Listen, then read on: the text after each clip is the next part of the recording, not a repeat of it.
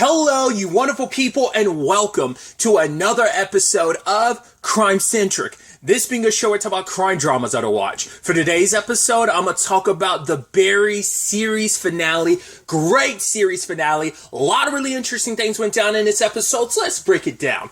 Well, first and foremost, I love that Barry easily went to the store, got locked and loaded. To be fair, we saw him kind of walking away with a gun pretty easily last time, and now he ended up walking out of the store full arsenal on his back. No one bothered trying to stop him, be like, should we be concerned about this? Like, no, just kind of, obviously it's meant to be just the extremist, like, point of just how easy that is sometimes just to get, but, you know, that's just kind of obviously leaning into, like, the common, like, very dark and kind of, you know, dark take on reality to some extent. Once again, the very, very extreme example, obviously. But either way, at the same time this is all happening, there's actually this moment that Hank and Sally have when it's all said and done where she says, like, you know, what's going to happen to me now? And it's like, well, Hank is like, whatever, you know, it's not up to me. That ends up how this whole situation plays out. But he connects with Sally where it's like, I get it.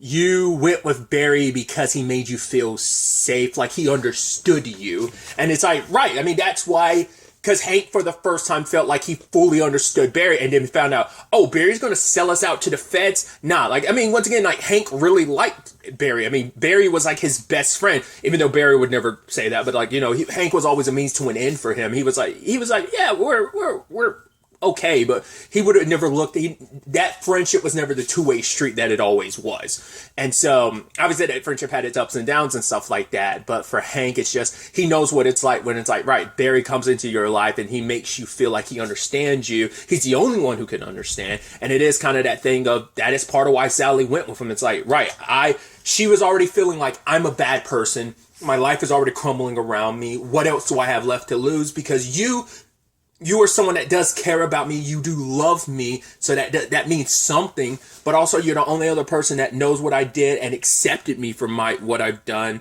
So, and also, there's this moment between Sally and their son where it's like, why is this happening? It's like, your dad is a fugitive. Do you know what that means? He's running away from the police. Is it because your dad killed people? It's like, because he was a soldier. It's like, no, he is a murderer. And she's like, I am too.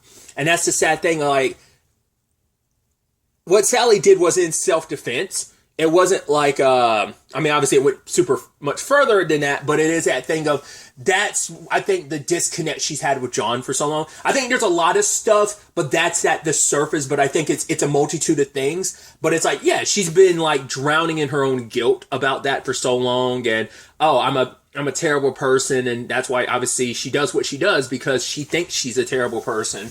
And, like, that's the complicated thing of, like, there is some, I won't go as far as say, like, Sally's a terrible person. I think there's a good person in there. It's just, like, it's kind of drowned out by some other, like, you know, character flaws. Like any other person, like, our character flaws can kind of define us and end up drowning out the people we could be. And it sounds so, like, holier than thou. Like, it's weird. I don't know how I want to phrase it. Like, cause I don't want to label Sally as a terrible person. We're going to label anyone as a terrible person. It's Barry Berkman. He's a terrible person. Cause I wouldn't label, cause it's that thing of like, should you be defined by that one bad day? Is always that conversation. And yeah, Sally did murder someone, but it was in a self-defense situation, but she doesn't know the full context of the circumstances. And it is just something that she's kind of let define her, and I think that has caused this issue, this strain between her and Barry. I mean, her and John, sorry. So, I think for the first time and like ever, she's able to be 100% honest and be vulnerable with John, because she blames her, because she's like, I'm a bad person, I'm a bad mom. And with everything that goes on later on, I don't know if that is fully course corrected or not, but we'll get to that soon enough. I love that, obviously Hank calls up Fuchs and it's like, yo, I'm leading Barry into a trap. Look, I got Sally Reed and I've got his son. And the moment Fuchs saw him, I was like, Fuchs is going to flip. He's going to flip again, because he continues to flip-flop when it comes to Barry, because he has such complex feelings about Barry, because it's that realization of like, right, I'm part of the reason why Barry is the way that he is. I took advantage of him. He recognizes that at some times, but at other times it's like, no, Barry screwed me over even though I gave him everything. But then he has to remember, but did I give him everything or did I take advantage of him?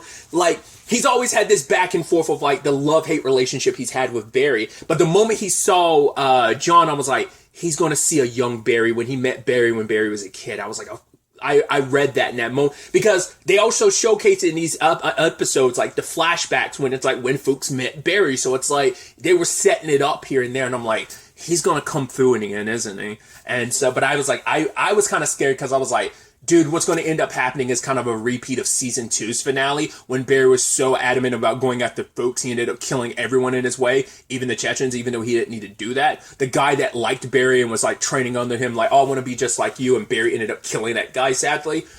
Like, Barry went on that massive killing spree at the end of season 2. So I was like, I thought it was going to be a repeat of that. He's going to end up killing everybody.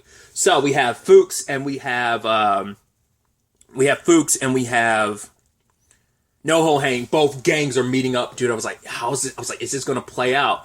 And it's like, okay, we can end this with us,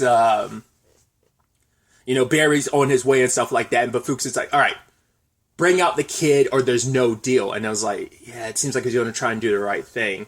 And so Fuchs like has this like moment of, this is the episode of vulnerability because Fuchs like opens up about his vulnerability where he was like, right, I wanted to pretend like I was something I wasn't, like I was some hardened soldier. He's like, even though I never fought a single battle and I took other people like kind of under my wing and I kind of was like, using their potential or whatever. I'm butchering what he was saying, but he was talking about the fact is it wasn't until I was in prison getting beat within an inch of my life every day that all the BS finally went away because he's been a poser his entire life. And once again, it ties back into the Barry stuff of like, I want to act like I was something I wasn't. Like Barry was always the killer. Like I took other people who were the people who I pretended to be. I kind of made other people into that. And I kind of have to live with the guilt of like what I did. And so he ends up kind of turning that back on Hank, being like, okay, new deal. I'll leave you alone. You'll never see me again if you admit you killed Cristobal because you were scared. And it's a mirror situation because they are so similar that they are both people who did what they did out of like, it is this fear of trying to be something that you necessarily weren't. Like Hank could be like, once again, he had those moments, but we also know he wasn't like the big time, like, but he had to prove himself to so many other people because once again, what is one of the things Cristobal said, like, oh, like you willing to spare Barry, wanted to save him and stuff like that is because you're soft. Like he constantly is always trying to prove how tough he was. He was always trying to prove himself, and it's like, right, with the Cristobal thing, it's like, I didn't want to do that. Like I loved him. It was the man I loved it. I didn't want to do that, but I was scared. I wanted us to be safe, And so he's having this vulnerable moment, but he's like, you know what, screw it, deals off, I'm not like you, but it's like, yeah, they are very much the same. Like, it is like staring in a mirror, and Fuchs accepted what he was seeing staring back at him in the mirror, but Hank couldn't. At least that's how I kind of interpret that. And then it turns into a shootout where literally all of Hank's men die, but only a good chunk of Fuchs' men die. Like, I love his two, like, main cronies who were, like, the guys he met in prison with Barry. One of them died and the other one's crying over the other's body. I love how that played out the way it did. It seemed like, a few of them are still around, and then someone throws out, like, I don't know if that was like a concussive grenade or whatever, or just a straight up, it didn't look like an explosion, so it looked like maybe a concussive grenade or something. Ended up wiping out the other last few, but his men were still moving, whereas some of Hank's men were like, nah, that was it. They're dead. And there is this kind of beautiful symbolism that Hank is there dying in front of Cristobal's statue, and then like grabbing his hand, touching him. It's like, and the sad thing is that I guess it was almost this mirror thing of them both dying alone. I mean, Cristobal died alone. I mean, but Hank still kind of died alone too. And it is that sad thing of like, because I think most people didn't want Hank to die, like, because he's probably like a lot of people's favorite character. So it is that thing of like, it's sad that it came down to this, but it almost feels poetic that it's just like, right, you wanted to, once again, you played this role, and because a lot of your decisions have always been driven by fear, and that at the end of it, like, because Hank didn't want to be alone, and for him to kind of die alone but also not alone, like, once again, I'm probably like getting too like meta and just too much like thinking about it too much, but I think it is a little, it's heartbreaking, but it's also beautiful a little bit, like him dying, like touching Christopher's hands, you know. It's like, I think that being the location he died is very poetic. I love that Fuchs gets John out of there, but I also think it's super messed up. It's like, you left Sally behind, because for him, like, protecting John was his way of kind of making up for what he did. It's like, this was my second chance. I can make things not fully right between me and Barry. I don't know if that's really what's going through his mind, but he's like, I could not make the same mistakes I made before. So it's like, hey, cover your eyes, kid. You don't need to see all this. Sally's literally calling for it. Maybe Fuchs went back in there and made sure Sally got it. I have no idea. Probably not, because like when Hank was dying, you could hear Sally in the background saying like, John. But yeah, like Barry and Fuchs kind of acknowledged each other. I think for Barry, it's like, thanks, man. Like you went in there and saved my son. That's why I'm surprised. I'm like, oh man, Barry didn't have the action sequence. It was actually, you know, like things are kind of settled that way. And I'm like, okay, where are we going to go next? And at the same time, like, it's actually earlier in the episode, but Gene's world is like coming undone, because it's like, yeah, I think he was responsible for Janice's death and stuff like that. And he's like, I just went to talk about a movie. It's like I said, I love how messed up it is that he ended up taking the fall for something that legitimately wasn't his fault. The whole thing about like, oh yeah, like, oh, locked up in the trunk of his car and stuff like that. It all happened, but because of who Gene is, because of his need to like he tried to do the right thing, but I mean, he's always, like a lot of characters, he wants to do the right thing, you know, but like other characters too, he is driven by fear. So they making that whole like, oh, him running away, hiding. He wasn't hiding for 8 years. He was running away from what he did. And it's just like, no, I legitimately love Janice, but he also did try to take advantage of the situation when it's like, oh, there's a movie being made. Yes. That's kind of a dickish thing to do. Does not make him the terrible person that people are making him out. That's the thing about some of these characters. They have dickish and asshole-ish moments. And it's like, oh, that was kind of not a cool thing to do, but they're human. You're allowed to make mistakes. You're allowed to do stupid things. Doesn't make you the most horrible human being in the world. Once again, Barry's killed a lot of people, so that's not the same thing of like, oh, he's made mistakes. Yes, he's made mistakes, but that's on top of the fact that he's mass murdered a lot of people. So I've got to stress that. So all that's happening. Like I said, Gene's world is it was already kind of crumbling down before, but at least he was in a better place. He had actually repaired his relationships, how most people saw him in season 3. Like, he'd actually done a good job of repairing that. He helped take down Barry. But, once again, that selfish side of him to be like, oh, like, how to be the center of attention. Once again, telling his story to that Vanity Fair, reporter. And then also now, the moment he found out, wait, Daniel Day-Lewis wants to play me? Like, he got so swept up in that BS. It's like, yeah, but it's like, once again, it was entrapment, but that's because at that point, everyone thought like, oh, Gene was the one behind this. We were suckered by him. He is a great actor and all that, you know? And obviously we had the Sally, John, and Barry situation. Because Barry had previously, he was like, I'm praying to God, like, please let me go in there. I'm probably going to die tonight, but let my son live a long, healthy life. And please let this be an opportunity for me to wash away all my sins. And amen. But in the bed, like, Sally's like, okay, you need to turn yourself in because Gene's going to jail for everything that you did.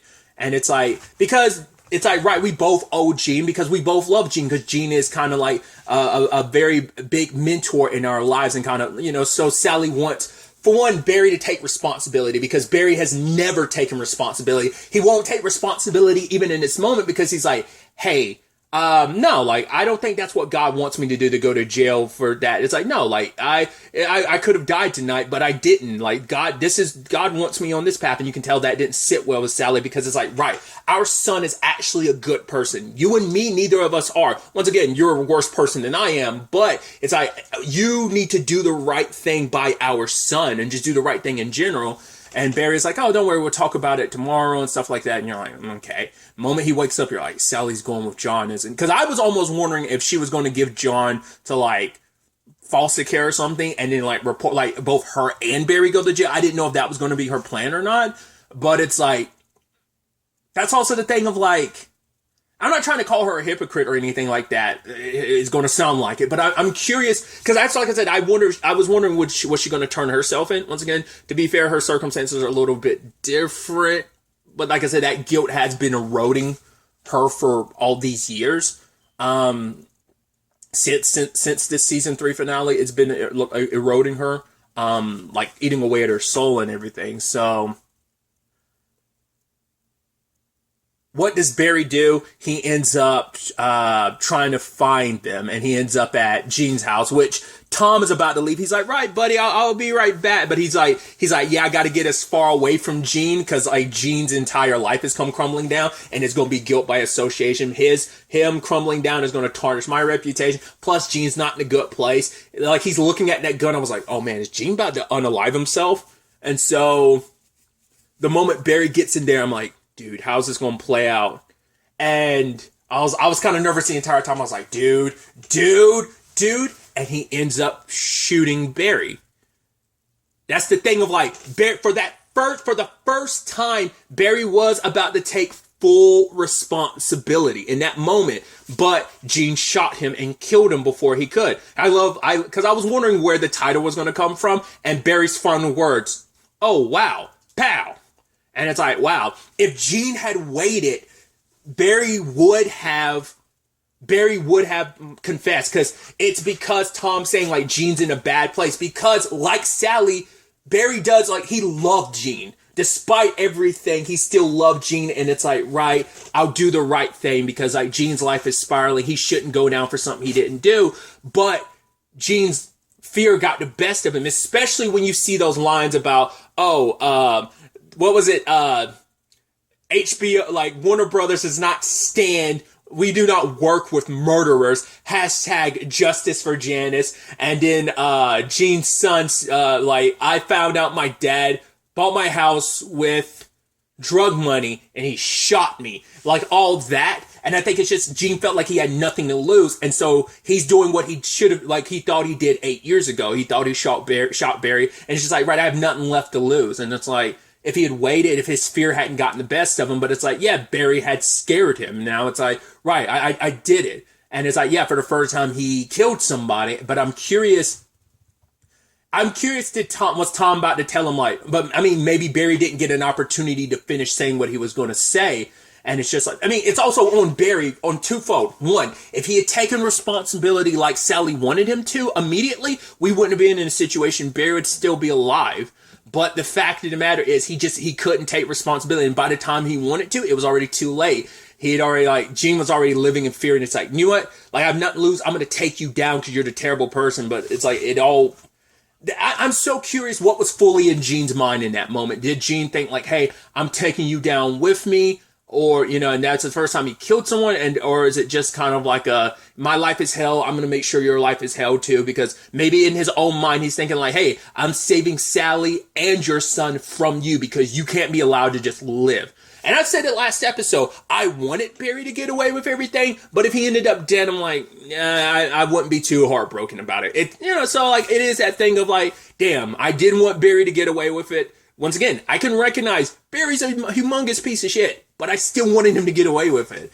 And so at least if he was in jail, he could still be visited by his son and everything, and he could still be in his son's life. It's like, that's not the case. So we don't get how much time later it is, but Sally is just living her life, and she's kind of, I don't know if it's like I don't know if that's a theater thing that she runs, like whether she is doing like a Gene Cousineau thing, like she's kind of picking up where,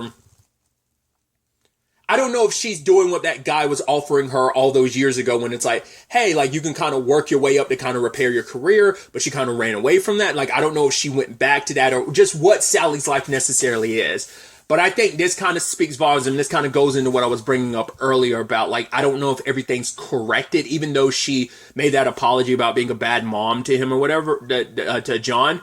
But John was like, hey, I love you. And what was the words out of Sally's mouth? Not even like, I love you too. It's, hey, John, was it okay? Was it good? And he's like, yeah, Mom, like it always is. She's like, okay. Hey, okay, yeah, see you later. Like, the fact is, it's not even like I love you too. It's like how was the performance? Like, it's, once again, it's that shallowness kind of coming back.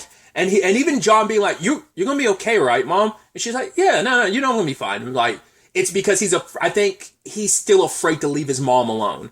Because he knows, like, that's still in her, that self-destruction and that, you know, the real world, like, all that can, like, if she doesn't have John around, like, it kind of will all come crashing down on her. And we see it a little bit when she's in the car, she's staring at the flowers. I don't know whether it's like, who fully knows how she feels about the Barry situation, where it's kind of like, it's still like, hey, the father of your child is gone. Gene's going away for all this stuff that he didn't do. But also I'm wondering on some level, is there relief and is there sadness in that moment? But there's also the element of, I feel like she's just feeling a void a little bit. It's just kind of like that moment of just kind of like, yeah, like that gratification, that feeling lasts only for so long before it disappears. Because it's almost like, yes, like life is working out for you, but once again, you haven't dealt with like a lot of your underlying issues. Like it's still there. You're using all this to kind of fill a void in yourself, and it hasn't happened. You're not like, I think it's that almost thing of like, yeah, you're happy for a little bit, but the happiness never stays. You're always trying to catch that next high of happiness. It kind of feels like that's where Sally is. That's where I feel like it hasn't fully corrected, because I don't think she's kind of really processed and dealt with everything. So that's how I kind of interpreted that scene. Once again, that's just me. And then John went over to his friend's house and saw the Barry Berkman story, The Mask Collector. And I love how, like, at first I was like, oh, is it going to just be a trailer? But it's like, no, it's the movie, but we as the audience get to see some of the highlights. And I love the interesting developments. I love that it's like, at one point he had walked in he's like, Ryan, oh, who are these guys? I was like, wait, is the guy that closed the door? I was like, is that supposed to be NoHo Hank? I was like, it makes you wonder how NoHo Hank would have felt about his depiction in this movie. The actors in it felt familiar. Like the actor who plays Barry, I feel like I recognize him. I'm just not sure.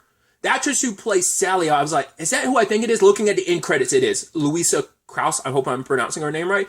Tell me for a second, because I was like, is that her? I was like, have I ever seen her as a blonde?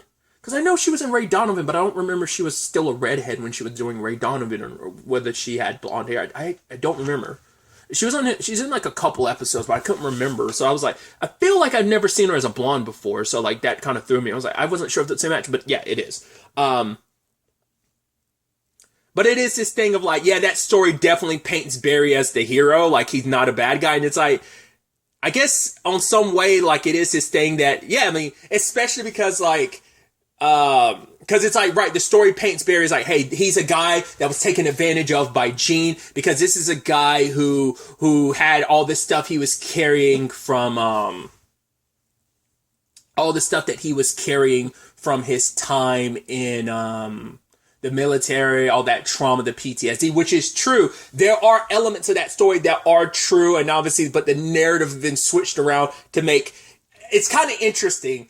The show is meant to make Barry a sympathetic character, which he can be, but who he was as like the murderer that he was kind of overrode that. This is kind of like what Barry's story was kind of in its purest form if he wasn't the hitman, if you remove that side of the story, because like only some people know that side of Barry's story. So it made him a little bit more sympathetic and stuff like that. And also like it's going to be the movie depiction of like, yeah, we knew this stuff about Harry, but Barry. So let's cut around that. Let's kind of make this kind of almost inspirational story of like, kind of like come to LA with nothing. I mean, he's like, even though he came to LA for a job, he was here to kill someone, kill Ryan. Once again, those details and everything.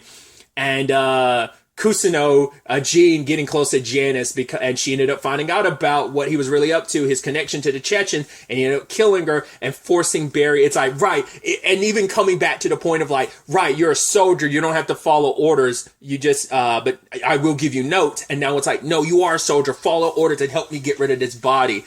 And so when Sally and John were kidnapped, this whole action sequence, like it's multiple stories. Like you could feel the multiple movie structures they're pulling from. you're like, oh, this archetype of a movie and this archetype of a movie that they're kind of putting together, and and Barry saving his family. And kind of like, right, the action sequence we didn't get with Barry, we get in the movie as he's saving them. And then, Gene killing Barry in the end like that. And obviously like super dramatic, boom, boom, boom. And then the movie, it ending like, like a true crime movie would, or story, telling like, hey, Gene's in prison for not only the murder of Janice, but also Barry, and that Barry got buried with all honors. And you're like, wow. Which I think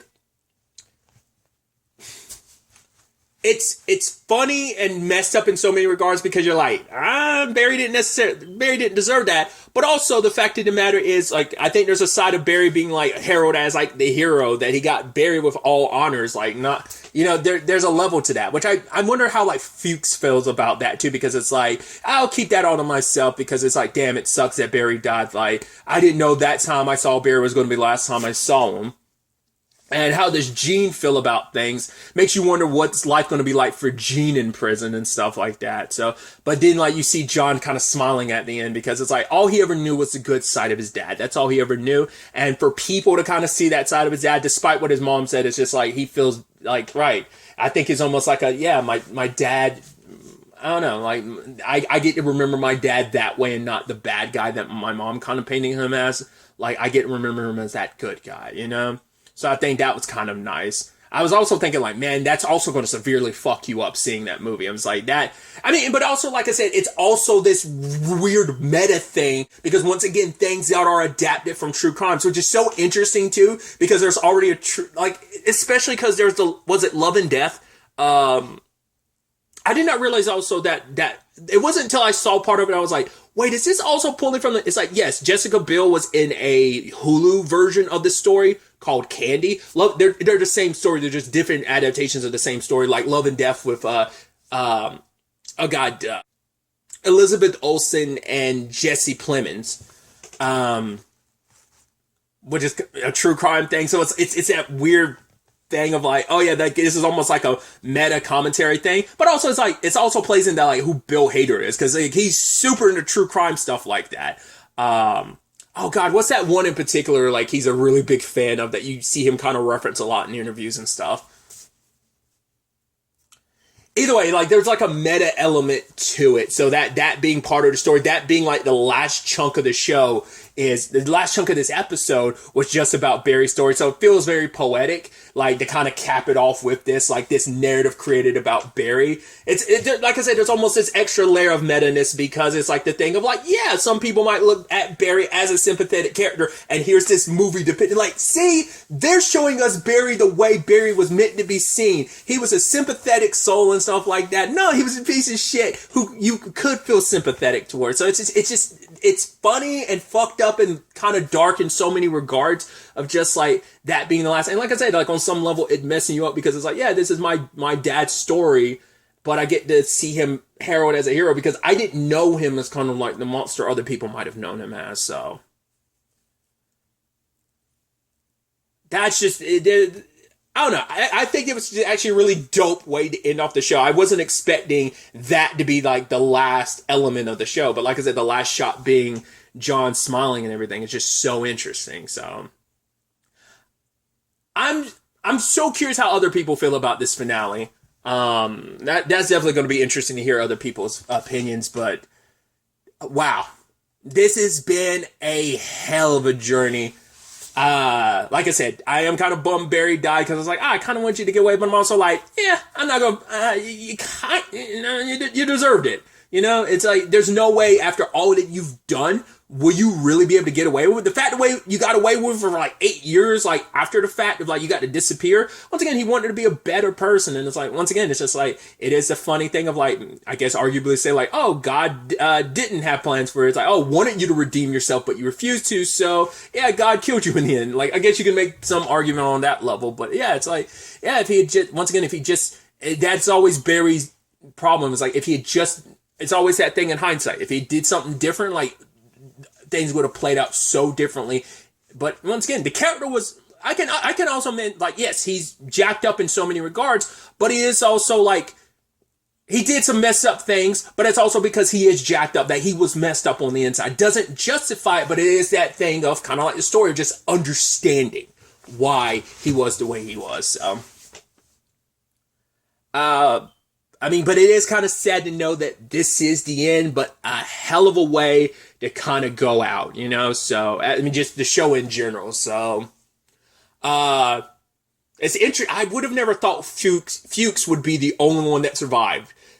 Barry and NoHo Hank are dead. That's insane. And most of NoHo Hank's people are dead. Like I said, some of Fuchs' people are like, I mean, what's next for the Raven afterwards? And obviously Gene's in jail. Like, I didn't see that coming until last episode when they I mean, obviously when they did that. So it's like, obviously continuing that. This could have been a way around where Gene's story didn't have to end this way, but his fear got the best of him. Like I said, just like it did with Hank, just like it did with, I mean, I'd say Barry was driven by fear. So was, Fuchs. Like everyone made these decisions out of fear, and that ended up consuming them. So, and ended up being a lot of their downfalls. Like I said, Fuchs is the only one that came out okay in the end. I mean, once again, we don't know what his future holds in the grand scheme of things. But yeah. Like always with this type of situation, I want to thank everyone in front of the camera, behind the camera, for being involved in this project from top to bottom. Everyone did a stellar job. I'm so glad I caught up with this show like was that last year? Yeah, it was last year. With season 3, when season 3 was around the corner. I'm so glad I decided to watch the show I did, and then was able to kind of catch up and start watching stuff I wish I'd gotten to the show sooner, but it's never too late, you know, to be able to take this journey. And like I said, it's been a hell of a journey. So to everyone involved, like I said, in front of the camera, behind the camera, I wish everyone the best luck with their future endeavors. They deserve all the phenomenal work that everyone did in this show. So. But I think that's really all I wanted to talk about. Till the next time we meet, be happy, be safe, live life to the fullest, and enjoy it. Good day, and goodbye.